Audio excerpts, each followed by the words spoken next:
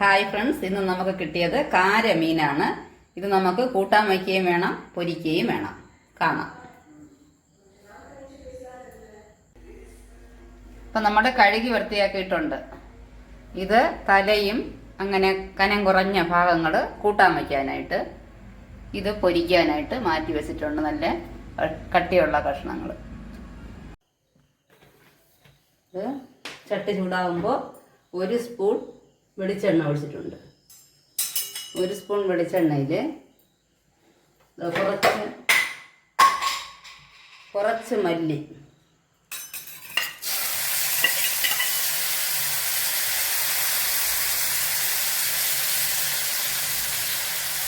മല്ലി, ഒരു 10 വറ്റൽമുളക്. വറ്റൽമുളക് ഒരു മീനല്ലേ, അതുകൊണ്ട് കുറച്ച് ഇതെല്ലാം എരിവുള്ള മുളക് തന്നെയാണ്. ഒരു 10 വറ്റൽമുളക്, 2-3 ചെറിയ ഉള്ളി. ഇത് നന്നായിട്ട് വറുക്കണ്ട, ഒന്ന് ചൂടായി വന്നാൽ മതിയാവും. ചൂടായി വരുമ്പോൾ നമുക്ക് ഈ കറി ലീവ്സ് ഇതും കൂടെ ഇടണം.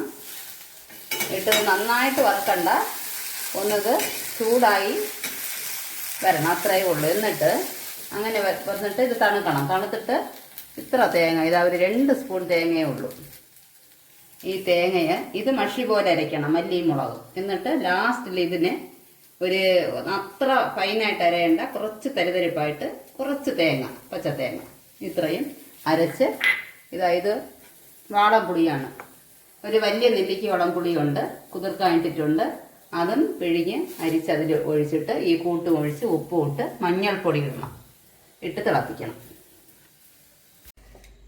അപ്പം നോക്കി ഫ്രൈ ചെയ്യാനുള്ളത് മാറ്റി വയ്ക്കാം. എന്നിട്ടിത് കൂട്ടരച്ചിട്ടുണ്ട്, അതിലേക്ക് ഇടാം. തേങ്ങ അത്ര ഫൈനായിട്ട് അരച്ചിട്ടില്ല, കുറച്ച് തരിതരിപ്പുണ്ട്. ഇത് 2-2.5 കപ്പ് വെള്ളത്തിൽ ആ പുളി പിഴിഞ്ഞിട്ടുണ്ട്.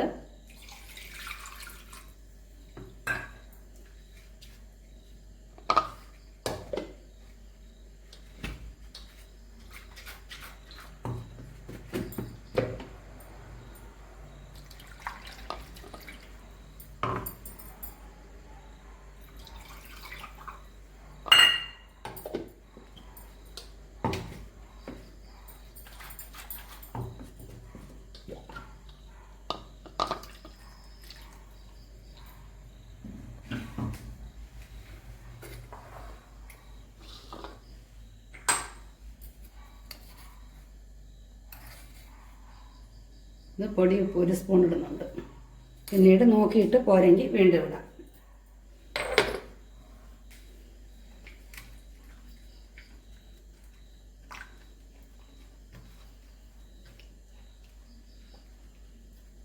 ഇത് ഒരുവിധം വറ്റിച്ചെടുക്കേണ്ട മീനാണ്. വേണമെങ്കിൽ അല്പം കൂടെ വെള്ളം വയ്ക്കാം.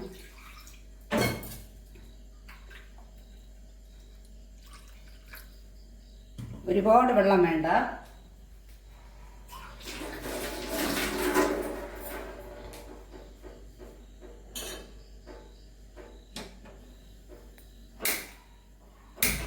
ഒരു മീഡിയം ഫ്ലെയിമിൽ ഒരു അരമണിക്കൂർ നന്നായിട്ട് വെന്ത് വരട്ടെ.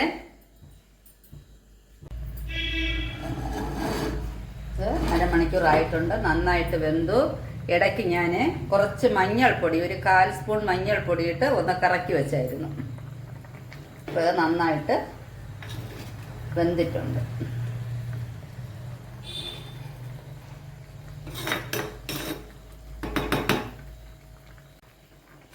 ഇത് നന്നായിട്ട് വറ്റി വരുമ്പോൾ അങ്ങനെ ഇഷ്ടമുള്ളവർക്ക് അങ്ങനെ എടുക്കാം. ഇവിടെ ഞങ്ങൾക്ക് കുറച്ച് ചാറ് വേണമെന്നുള്ളതാണ്, അതുകൊണ്ട് ഞങ്ങൾ ഇത്ര ഈ ചാറുണ്ടായിരിക്കുമ്പോഴേ ഫൈനൽ ഇൻഗ്രീഡിയൻറ്റ് ഇടും.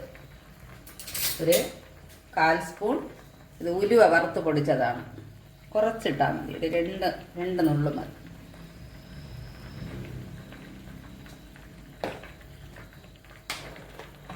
പച്ച വെളിച്ചെണ്ണ,